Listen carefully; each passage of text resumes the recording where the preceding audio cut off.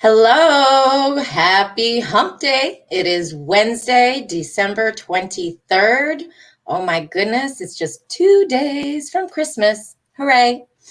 This is Lessons and Legacies, and this is episode 12. I can't even believe this. I'm almost 2 weeks through and doing live streaming with Lessons and Legacies. I'm so happy.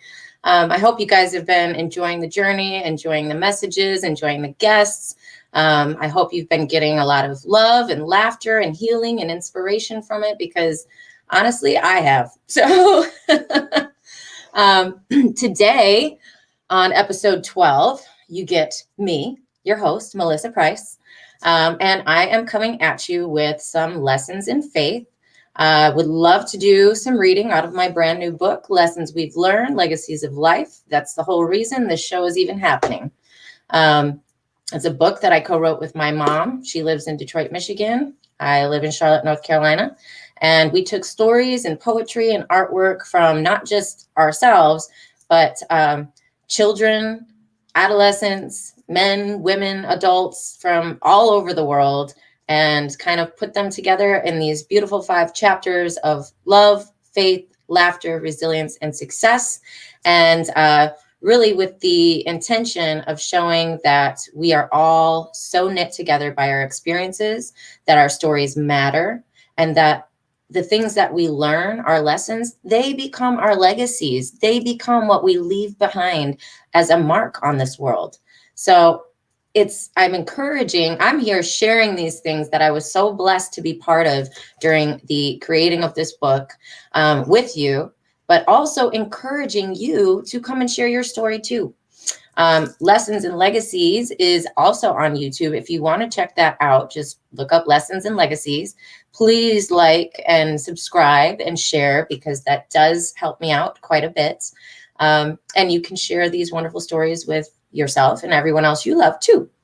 If you're interested in coming on the show, you don't have to be somebody that's written in this book at all. I've already had several people on that were not contributors to the book. If you have something to talk about or share, whether it's an experience or you're a writer and you have your own book and stuff that you want to read from it, you're welcome to bring it on the show and please share. You know, if you have a family member's story, or if you play an instrument, or you do art, or anything like that, and you want to share about love, faith, laughter, resilience, or success, just contact me.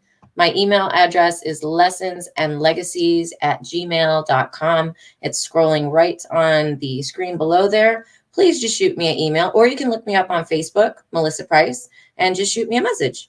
I would love, love, love to have you, love to hear your stories. It has been the most blessed part of this book. It's been the most blessed part of these shows is being able to get right inside somebody else's world. It helps me feel like I'm not alone. It helps validate the experiences that I've had.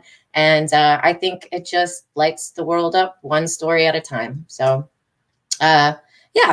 So I decided on faith today because over the last few days, really the last couple of days, I have been bombarded with some amazing messages in faith.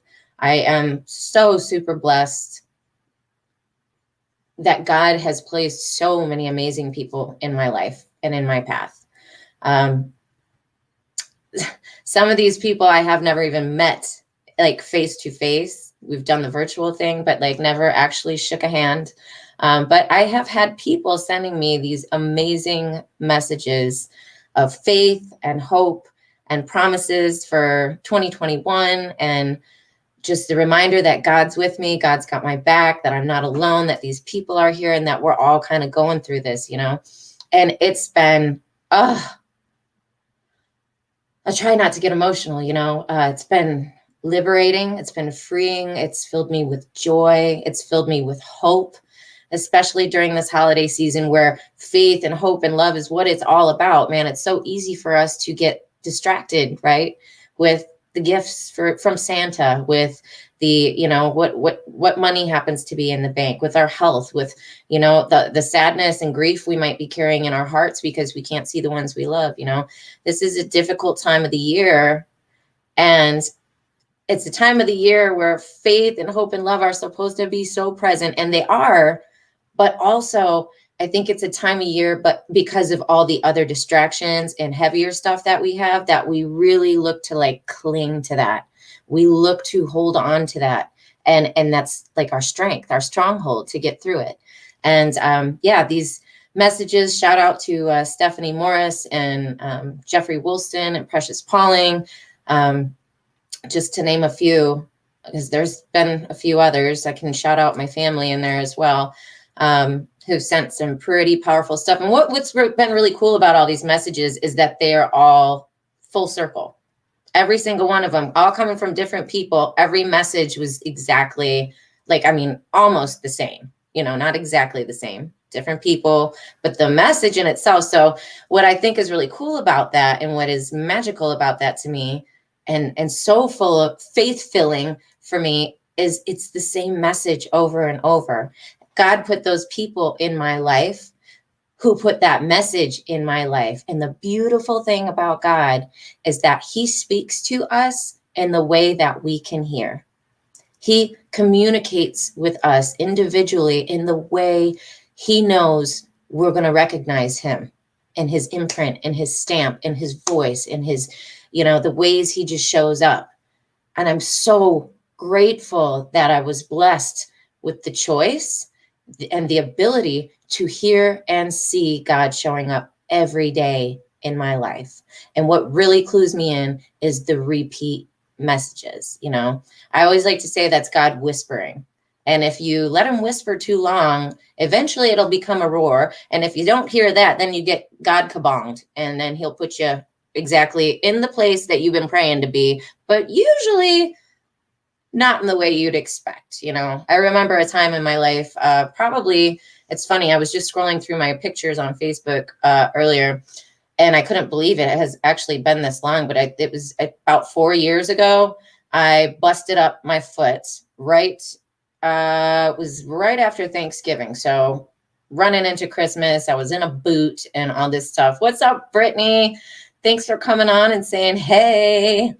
But yeah, so right before this happened, so this was just after Thanksgiving, and it was really the most bizarre accident I've ever had, because like it was hardly even an accident really, but it put me out for, let's see, almost 6 months. I couldn't work, couldn't drive. There was several months that I sat on the couch and could not even get up, you know. It was horrific. And I am a very OCD, go, go, go, go, like, oh my God, if the house is in disarray kind of person. So for me to have to sit on the couch and do nothing was one of the worst. And I happened to be a barista and bartender at a coffee shop at that time. And so I was very into caffeine. I don't do caffeine like that anymore. Once in a while, I'll pop a Red Bull, but I will make one of them little mini Red Bull cans last for like 4 hours, like 3 sips an hour. Otherwise, I'm like, bleh. So I was like a caffeinated OCD mommy that was couch bound for months. And I couldn't drive because I busted up my right foot. And it was funny. We were in the living room celebrating with friends. We were dancing, and I have a little half step that separates my living room from my dining room. And all I did was step off of it, and my toe caught the lip of the step. So like my foot, how you normally, you know, like your foot's normally like this and you walk like this, you know, my foot got caught backwards. And so I tore like a ligament on my ankle, and it popped, and I fell to the ground and fell asleep with peas on my ankle. And I woke up with warm peas on my ankle the next morning, and a ankle that was seriously the size of my thigh. So I didn't fall. It wasn't anything. We were dancing, and it was like my toe just caught the top of the stair. Now, the point of all this to tell you, and what it has to do with faith, because I love to get sidetracked and go on tangents. So stop me if I go too far. But the point of it is, all right, right before that accident happened, I was in a place in my life where I was praying to God to help me get in a better place. I had too many duties and responsibilities on my shelf. I always like to use this analogy of like, you have the shelf is you know, like you are this shelf. Imagine like a bookshelf or a spice rack or something like that. And on this shelf, it's only so big, so you only have so much room to fit so many jars. Each jar, imagine like a mason jar or a cup, a glass, whatever. Each jar that you can fit, and you can even use like my headboard behind me as a scale. Imagine like there's the cups. That back there is the shelf. And so I have that much space that I can line jars or cups or glasses or whatever on my shelf. And when the shelf is full, it's full. And each cup or jar will represent an area of my life that matters. So like one cup over here, let's see if I can do it. One cup would be my kids. The next one would be my husband. And the next one would be my financials, and then my job, and then maybe what I do volunteering or my exercise routine, the things that are important to your everyday life, right? So I was at a place at that point where I had young children. So 4 years ago, Sophie would have been 3 and Charlotte would have been 4.5. So little kids. I was working at night, homeschooling the kids during the day.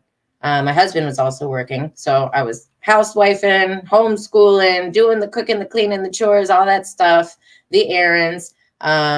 And also, and working and all that. And then also what I did on my weekends is again, if you're not from Charlotte, North Carolina, then I'll like give you a parameter here, but I would drive all the way out to Gastonia and I would volunteer my weekend time working with minors who had survived sex trafficking at a safe house. And I would take them out hiking or take them out to go get stuff from Starbucks or watch a movie with them at the safe house. I would take baking stuff over there and teach them how to bake cakes and cupcakes and stuff like that. But Gastonia is it's like 45 minutes from me, you know? So it would be almost 2 hours of drive time plus my time that I put in there. And then I come back home. I was also running. So I was running half marathons at that time, training. So I had these hours that I was, trying to not smoke, trying to be healthy, trying to lose mommy weight from the kids, and volunteer, work, homeschool, mom, do all this stuff. And I was at a point in my life where I was like, God, everything on my shelf is so important to me. I don't know what to pick.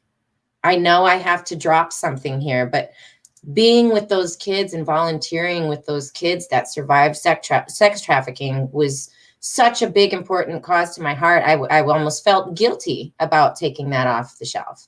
The running that I was doing was keeping me from smoking, which is something that I still struggle to quit because I stopped running and I started smoking again. Still do. Still trying to quit too. So pray for me all. Hi, Danny. Hey, I was just thinking about you actually. I used one of your pictures for the cover shot for this show today. We have to reschedule. I want to get you back before 2021 if you have time. Okay. I have to show the world what beautiful artwork that you do. But so I prayed, and I can't tell you how many nights I went to bed just weeping. I'd be praying for 45 minutes to an hour, like, God, help me decide. Like, I can't take my kids off the shelf. I can't take my husband off the shelf. If I take this off the shelf, that's going to happen, and this is going to happen, and blah. And guess what happened? I guess God was communicating with me all along, and I was not hearing those whispers, and I failed to hear the roars, and I got God kabonged, and in the silliest possible way, got put in a boot, and God just said, sit, be still, and refill my precious daughter. He took all the jars off my shelf. He could see my struggle and I was just in such a way, but coming to him with a pure heart and a full heart saying, God, I love everything on my shelf, but something's happening to me here. I'm depleted. I have nothing left. I just was in this depressed state of like, I'm doing all these great things and all these wonderful things are around me, but I feel so miserable. Why? I was so burnt out. All I was doing was giving and giving and giving and giving and pouring and pouring and pouring. And God recognized that his little daughter was at that point and that she was crying out to him for help, saying, please, daddy, please, my sky daddy, help me figure out which one I'm supposed to remove so that I can fill myself back up a little bit more and then be better and be happy and joyfully do these things. And he said, you didn't hear me. Come on. For the next 4 months, 5 months, 6 months, you're going to sit on the couch. You're not going to work. You're not going to deal with customers. You're going to let your husband pick up the slack for you as far as vacuuming and scrubbing the floors. And the kids are going to wait on you instead of you waiting on them. And this is going to seem like a real tragic accident for you. And you're going to cry and say, God, why have you forsaken me? But after your pain is gone, you'll thank me, my child. And still to this day, 4 years later, I'm like, it only took me literally 2 weeks to realize, like, God did this.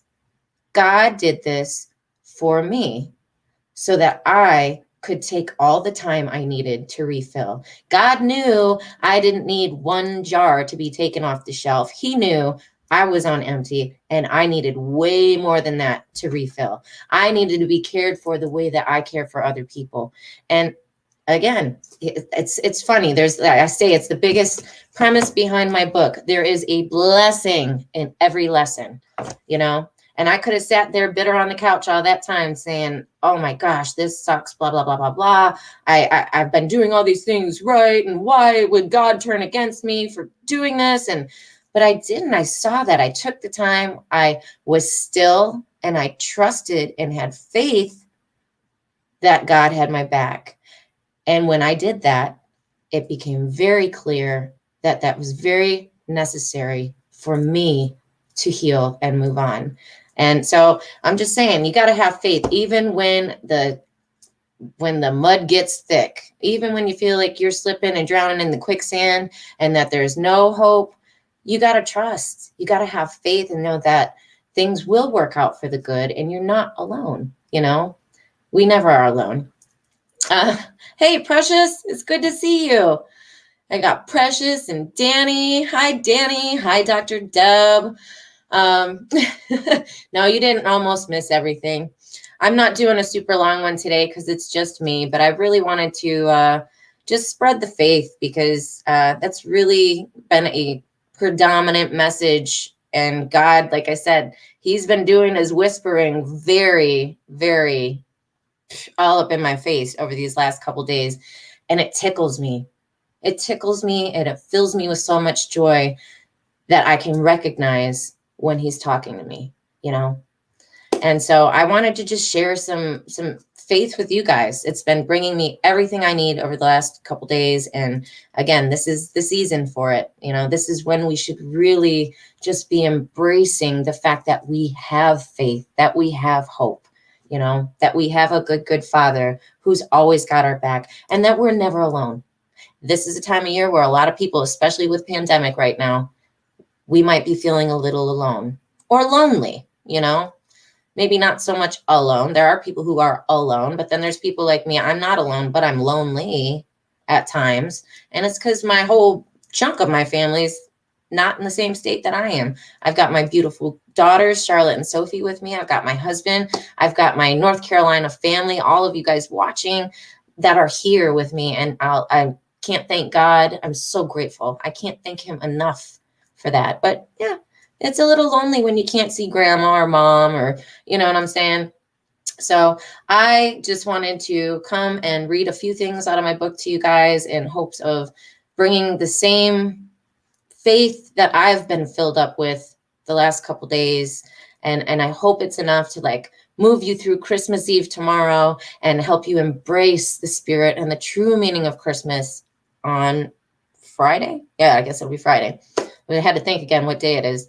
So before I start reading, I will give you guys a big heads up. I'm excited about it. My big special guest for tomorrow is my husband, Nathan Price. We are doing a Christmas Eve special of Lessons and Legacies at 2:00. It will be on Facebook and also YouTube. So again, if you haven't checked out the YouTube channel yet, please go on and subscribe, like, share. I really appreciate it. So we are just going to be talking about Christmas and the holidays and, you know, kind of like our lessons, our lessons of the past in and around that. and just going to have a good conversation. And he always brings laughter and light and love to the screen with me. People seem to like watching us interact. So I thought it would be appropriate for Christmas Eve. So, yes. And Dr. Deborah says it can get a little lonely. My husband and I only have each other here in Charlotte. Yeah. And be grateful that you have that, though. You know, I was saying yesterday when I was on my mom is like completely solo. She's got nobody. You know, she goes to work. She might have to work. They all put names in a bucket at work, and whoever gets picked. Some people have to work Christmas Eve and some will work Christmas. But she refuses. It's kind of sad, actually, but I get it. She refuses to decorate for Christmas and has for probably about a decade now, because both of her kids, you know, me and my brother, are not there. And, you know, my grandmother that is still alive, she's in her 80s, and, you know, pandemic is a little bit heavier up there than it is for us here. So she won't go over there and risk bringing anything in. My mom works in the restaurant industry, so she's conscious of the fact that trying not to bring any unnecessary germs into grandma's house, you know. And so she literally will not decorate. She goes home, tries not to be sad. We usually call, have a drink on the phone, laugh it up a bit, and then, you know, just kind of treat it like another day. But yeah, so I get that. But at least you've got your husband, Dr. Deborah. At least you got somebody, because there are people out there that don't have anybody, you know. And to those of you who are out there, I'm a message away, man. Look me up on Facebook, Melissa Price. I would be happy to send you a phone number, give you a phone call. We could do a virtual or just message. I love to talk to people, if you can't tell. It's my favorite parts of even doing these shows is being able to communicate back and forth. And it's my favorite part of writing this book was communicating with everybody else about the things that mattered and the stories and experiences that shaped and molded their lives, you know. So please reach out. Don't be alone. You do have a choice. It is a choice. I'll be with you on Christmas. I have no problem with that. I'd be happy to. So I did pick out a few pieces I'm going to read, and they all come from different perspectives and ages. And I think probably about 15 minutes or so. And I'll be letting you guys go for today and gearing up for Christmas Eve special tomorrow. Yay. I've asked my husband about 18 times already. Are you sure you're going to be here at 2:00? Are you sure you're going to do it? Are you sure? And he's like, yes, babe, I'm sure. I can't wait. He's been getting into doing these live videos lately. So I like that I'm rubbing off on him. Yeah. Okay. So the first piece I'm going to read to you was the one that jumped out to me the most today. And this is by a girl I've never met. She is also in Michigan. Her name's Madison. She was 16 years old at the time that this book was written. She may have gained a year since then, but it's called My Greatest Lessons. And I just love the lightheartedness in this. This is in the Lessons in Faith chapter. I just love the perspective. It's all about perspective and how we look at things, you know? So it's called My Greatest Lessons by Madison, 16 years old. Number 1, life is too short to be stuck in your comfort zone. If you've lived your entire life doing nothing that scares you, then you haven't lived. In my opinion, doing something that scares you is often good for you, even if it doesn't seem like it at the time. I can say that. I can definitely attest to that one. Number 2, make time for your friends. This one is pretty self-explanatory, but no matter how old you are, make time for your friends. Even if it's 3 a.m. and your best friend has had a rough breakup, be there for them. Some people may argue, but I believe friends should be like family, so we should treat them as such. And again, I'm so thankful for all of you friends of mine that I can call family. Thank you for treating me like that, and I hope I do the same for you. Number 3, if it's meant to be, it will happen. This is perhaps the most important lesson of them all. I feel that it can be applied to any situation. If something is meant to happen, it will. Doesn't that sound like faith? Whether it's a job, relationship, etc., it might not make sense to everyone, but I put a lot of faith in those 7 words, and it has never failed me. About a year ago, my very best friend moved away. I was terrified we would lose contact over the distance between us. I had to continue on with my life, and so did he, but amazingly, we never lost contact. We texted every single day without fail, and to this day, it hasn't changed. When he moved, those 7 words brought me an immense amount of comfort. I guess we're meant to be in each other's lives, considering we only see each other twice a year and we are still best friends. And then she added a hashtag bonus tip at the end, a bonus lesson from 16-year-old Madison. I love it. She says, those are the 3 great lessons, or the 3 greatest lessons I've learned during the 16 years I've been around. I chose to take a more philosophical route. However, keeping a $20 bill on you at all times is a good one too. So she's got great insight for a 16-year-old, and she's got a sense of humor too. So I think Miss Madison from, I believe she's in Sterling Heights, Michigan. That's she goes to the high school I went to when I grew up. And yeah, sometimes it takes a 16-year-old to open the eyes, shift the perspective, and help you find that faith. That sometimes that faith gets a little bit mucked up, and we need to wipe the dust off, or uncover it a little bit. And sometimes just hearing something from somebody else can do that, Yes, Dr. Deborah says, yes, we have to keep the faith. Very wise for so young. I'll tell you what, man, in this book, we've got some wise stuff coming from kids even younger than that, half her age. It's crazy.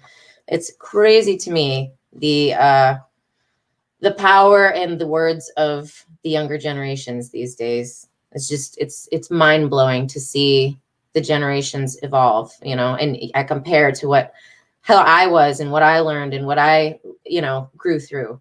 And it's just, man, I feel like they're all so much further ahead, maybe too far ahead sometimes. But yeah, so that was from Madison. I love that one. And I'm going to read, let's see, I had one for me. All right, this one I wrote. This is a poem by myself, Melissa Price. I wrote this one for my mom a few years back, and actually, ironically, I wrote it for her around Christmas, for Christmas. Hey, Julie. Well, you have your kids, though, At least you got that.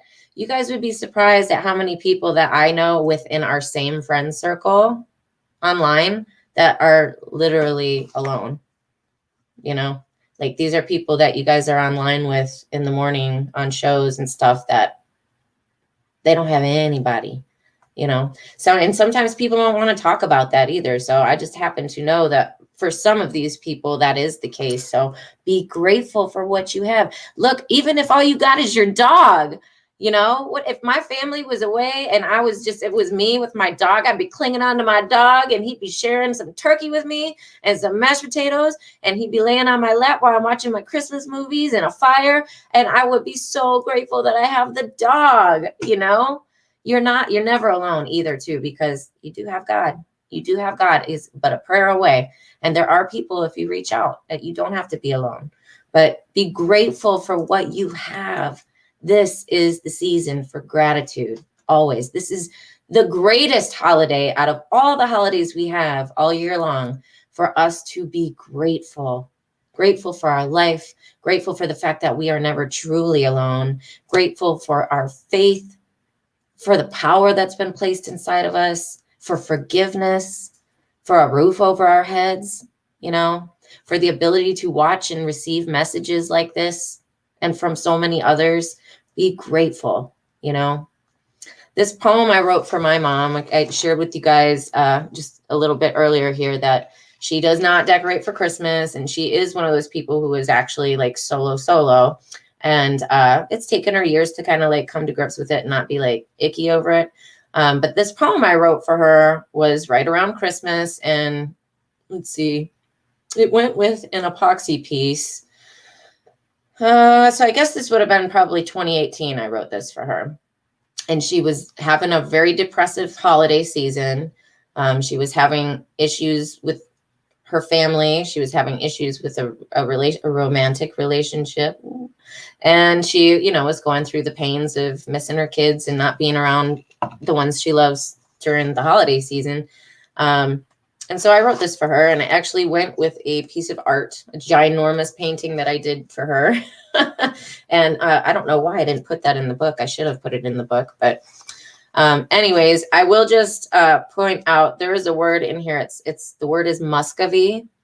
And Muscovy, if you don't know, because I had to look up what it was. I wouldn't have known this term, but if you happen to be a bird person, you will. But a Muscovy, it's Muscovy, is a white duck.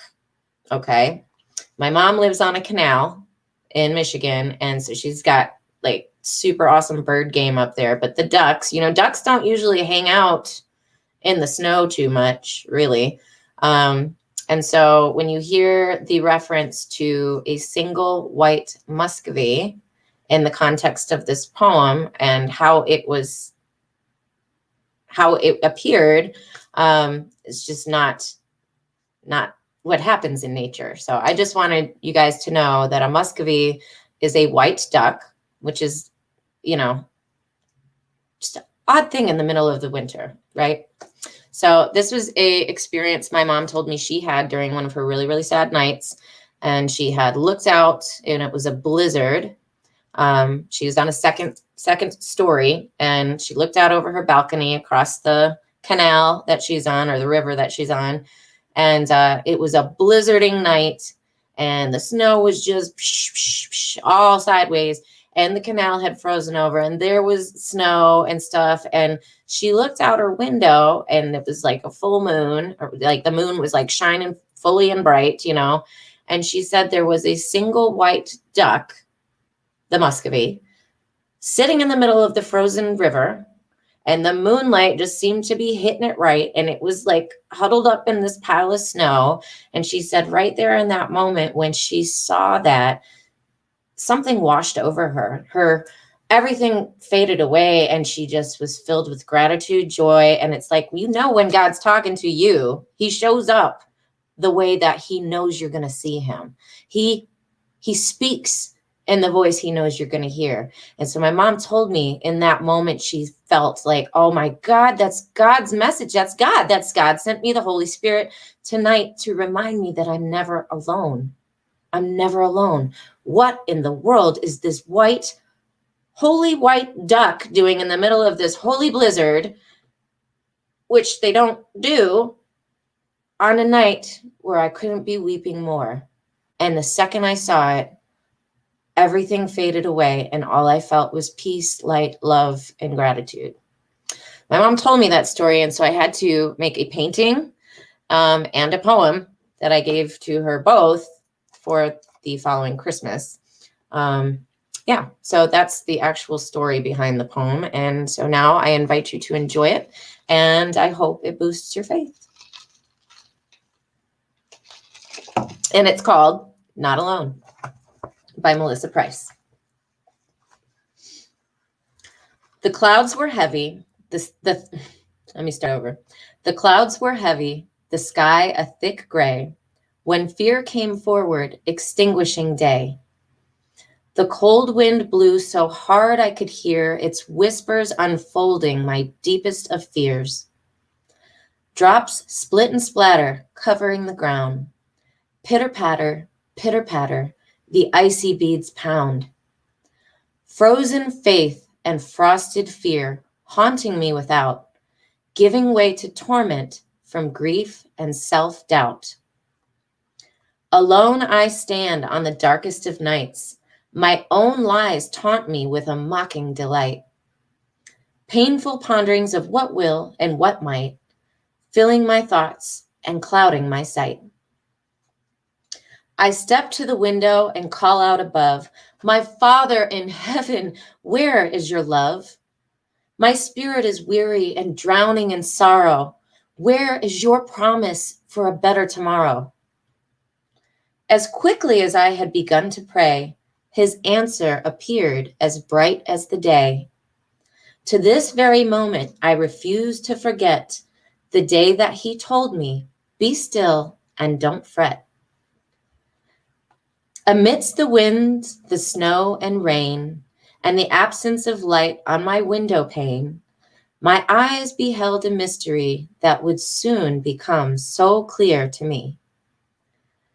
There it stood alone that night, the Holy Spirit shining bright, a single white Muscovy, holding a message from God to me.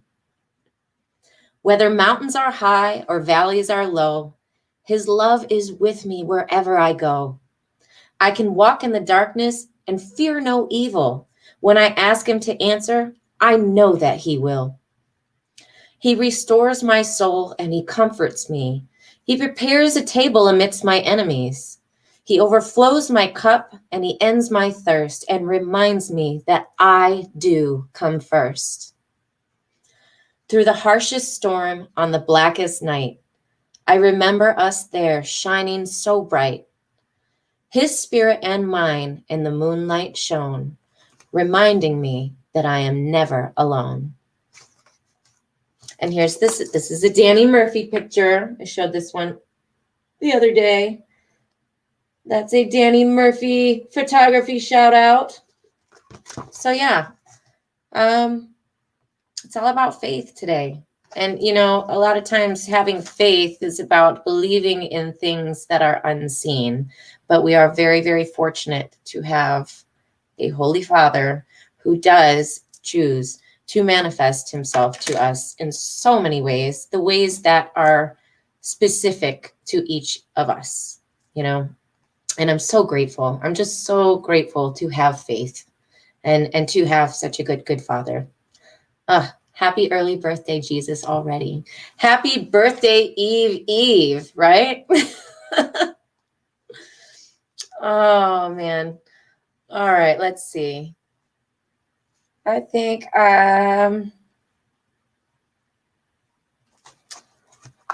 I want to do one more? I want to end this on such a high note today.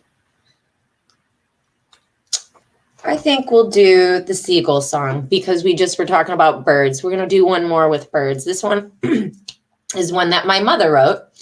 And again, she's on the canal, so her bird game is always on point. Here's another picture, another photo by Danny Murphy. It's a seagull flying over the lake. So this is called the Seagull Song, and this will be the last little bit of faith reading that I give for you today. And then I am excited to say Merry Christmas Eve to you guys at 2:00 tomorrow. All right, Seagull Song by Renee Bodell. Behold the seagulls pure and white, little angels winged in flight. Their cries are echoes from above to notice his unending love. The lake, a mirror for all to see. Both up and down, the gull is free, catching winds and soaring high while watching over you and I. So when the sun glows on your face, you'll feel the radiance of his grace. Just as the gulls are warmed above, receive his countless gifts of love. The dew that blankets earth below are heaven's tears of joy that flow. Within each drop, much love and more to lift you up where the seagulls soar. So fly with them each day you wake and realize what's yours to take. And when you hear that seagull song, you'll know God's blessed you all day long. See, even through nature, we can hear God's cries, his cries of love, you know. He's always with us. We're never alone. And just know things will work out, you know. Maybe not in your time and in your ways of knowledge or understanding, you know. We're supposed to not lean on our own understanding, right?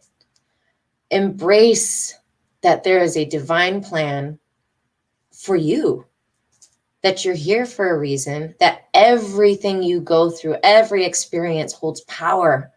It holds power, it holds growth, it holds magic, it holds love, it holds you, the essence of you. So don't let your lessons hide. Don't hide your lessons. Don't keep them from us. Your lessons become your legacies. The things you go through save the rest of the world from having to go through it the same way. One, they can learn from you. Or two, you're saving somebody from this isolation room and letting them know you're not the only one, you know? If anybody's brave enough or willing to come on to my show, Lessons and Legacies, it's Monday through Friday at 2:00. I'd be happy to send you a link. We talk about love, faith, laughter, resilience, and success. And man, we go through art. There's music and stuff we do on the show, games. I got to get used to this. One of these days I'll get it right. But art, music, any of your lessons and experiences, and if you just want to have a conversation, come on with it. Contact me, Melissa Price. You can look me up on Facebook and either send me a message there, or I'll put my email address in the comments, and it's scrolling below right now.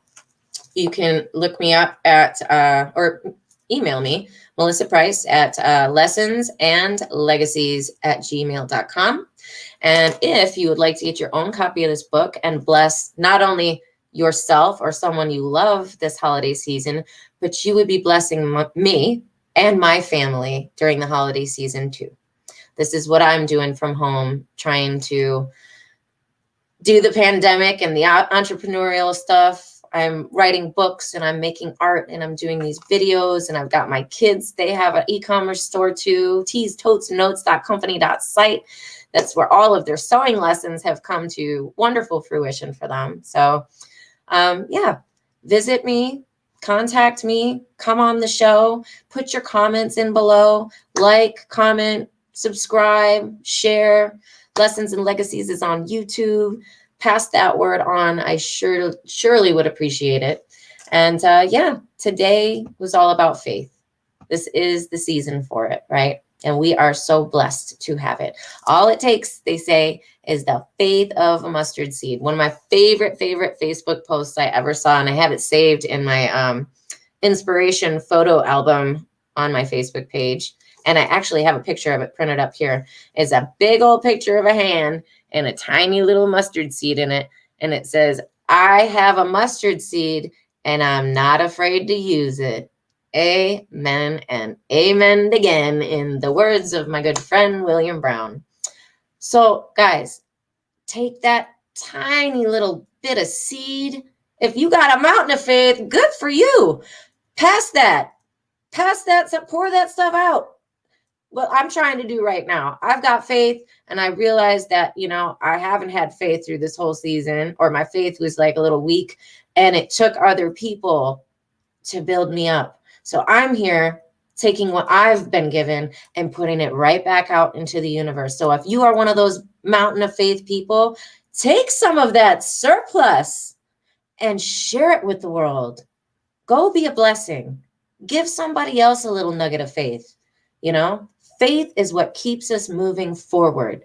Faith is our hope. Faith is our promise for tomorrow, a better tomorrow, So bless someone with that faith. And for you, if you don't have that mountain of faith, all it takes is a little mustard seed, a popcorn kernel, Just hold on to that, say a prayer, it will be answered, and move forward, right? I love you guys. And again, thank you for joining me on episode 12 of Lessons and Legacies. I will be back with you guys for a very special Christmas Eve episode with my husband, Mr. Nathan Price, at 2:00. And I'm sure, as always, we'll have laughter involved there. And I would love your feedback, love your comments, and thank you all for joining me. And I pray that this message made your day.